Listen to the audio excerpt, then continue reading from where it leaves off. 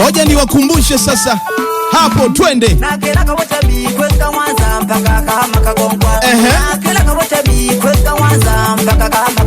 Twende. Mwanzo kukaya sangala kumadero manonu.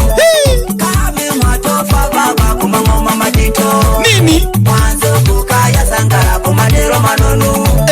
Kame mwatofa baba kumangoma majito. Mwanzo kukaya sangala kumadero manonu. Nakera kawacha bikweka wanza mpaka kama kakongwa. Twende. Mwanzo kukaya sangala kumadero manonu. Nale kame mwatofa baba hamangoma majito. Nale koko kete ngane kakongwe mwatofa. Anaitwa Sangara. Kumangoma majito.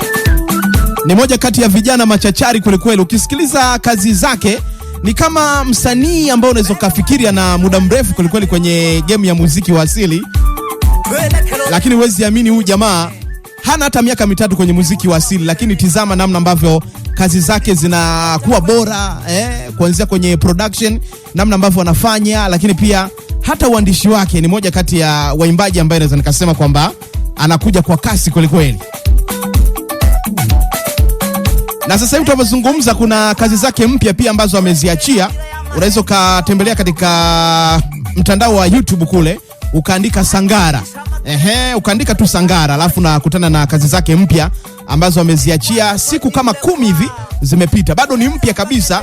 Kwa hiyo ukifika kule katika mtandao wa YouTube ukaandika tu Sangara, basi unakutana na kazi zake mpya. Lakini hata hii ya Wabange unaweza ukaitafuta na mwisho siku ukaifanya kuwa katika orodha ya nyimbo ambazo unazisikiliza mara kwa mara kama mimi ambavyo huwa nafanya. Kila nati Hakaya na Asmani Mwanya. 96.9 Afya Radio Mwanza.